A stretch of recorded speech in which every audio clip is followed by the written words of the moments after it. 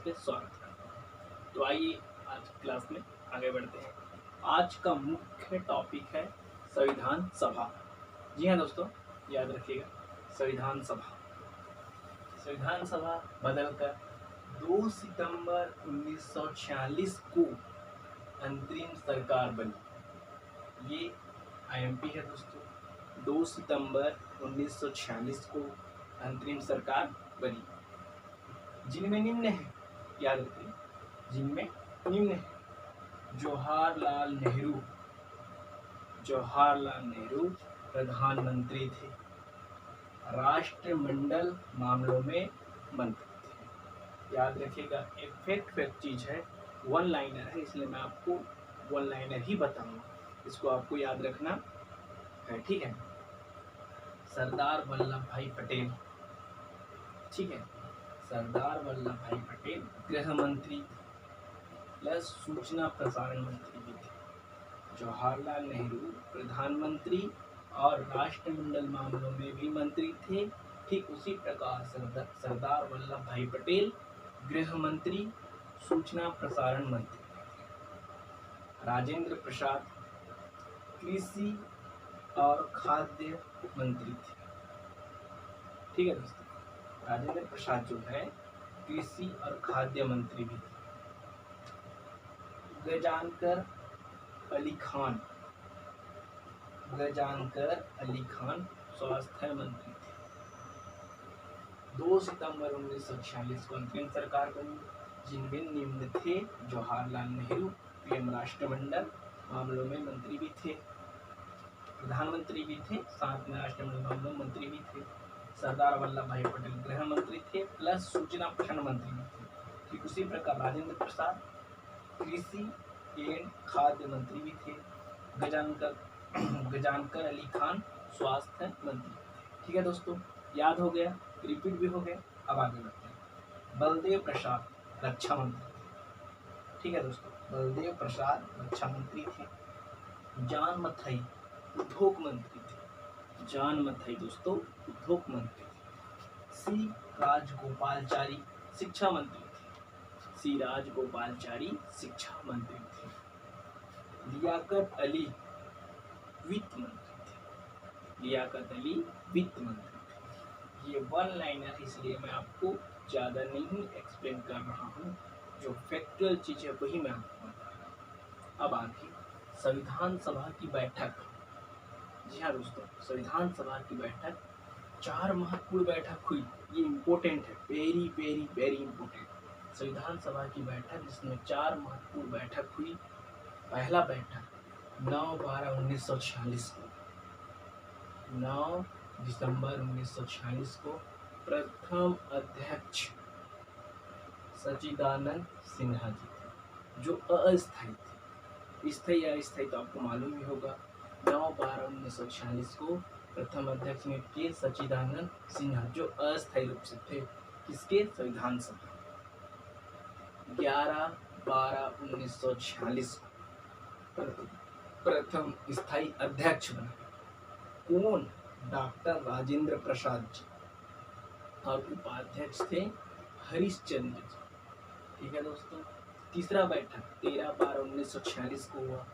पंडित जवाहरलाल नेहरू ने उद्देशिका प्रस्ताव प्रस्तुत किया था। ठीक है दोस्तों, संविधान सभा में ना 13/12/1946 को संविधान सभा में पंडित जवाहरलाल नेहरू जी ने उद्देशिका प्रस्ताव प्रस्तुत किया था। फिर संविधान सभा की बैठक में लास्ट बैठक 22/1/1947 को संविधान सभा में उद्देशिका प्रस्ताव को पारित किया। संविधान सभा ने 22/1/1947 को उद्देशिका को प्रस्ताव को पारित किया। ठीक है दोस्तों, ये फैक्चुअल चीज थी, इसलिए मैं आपको सीधा सीधा बता दिया। अब मैं आपको इसके बारे में एक्सप्लेन कर रहा हूँ। अब आपको ये मालूम तो नहीं होगा कि उद्देशिका प्रस्ताव क्या है, ठीक है। तो चलो मैं आपको बता रहा हूँ उद्देशिका प्रस्ताव के बारे में।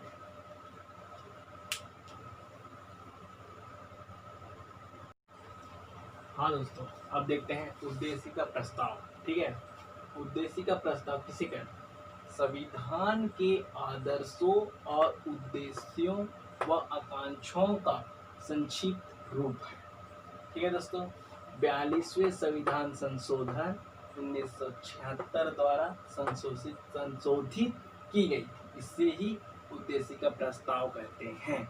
इसे जवाहरलाल नेहरू जी ने संविधान सभा में प्रस्तुत किया एवं संविधान सभा ने चौथा बैठक में पारित किया।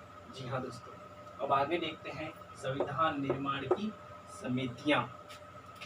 छोटी समिति से बड़ी समिति की ओर देखते हैं। ठीक है, सबसे पहले देखते हैं छोटी समितियां। पहला, नियम एवं संचालन समिति।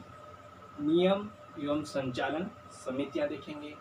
डॉक्टर राजेंद्र प्रसाद, ठीक है, डॉक्टर राजेंद्र प्रसाद जी हैं मेन मुख्य अध्यक्ष। ठीक है, नियम संचालन समिति जिसमें डॉक्टर राजेंद्र प्रसाद जी थे, उनमें उनके 3 सदस्य थे।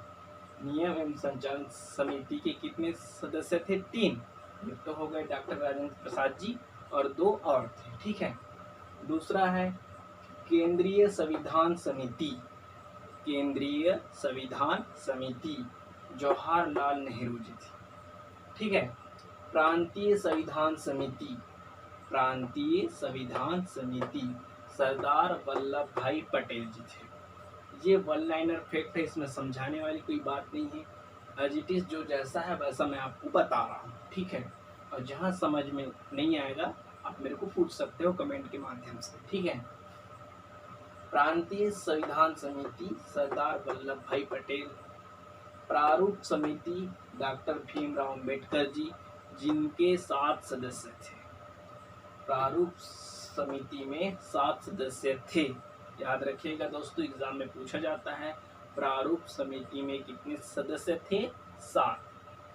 हिंदी प्रारूप समिति घनश्याम सिंह गुप्त। घनश्याम सिंह गुप्त जी हमारे छत्तीसगढ़ के थे, दुर्ग जिले से। ठीक है दोस्तों, झंडा समिति।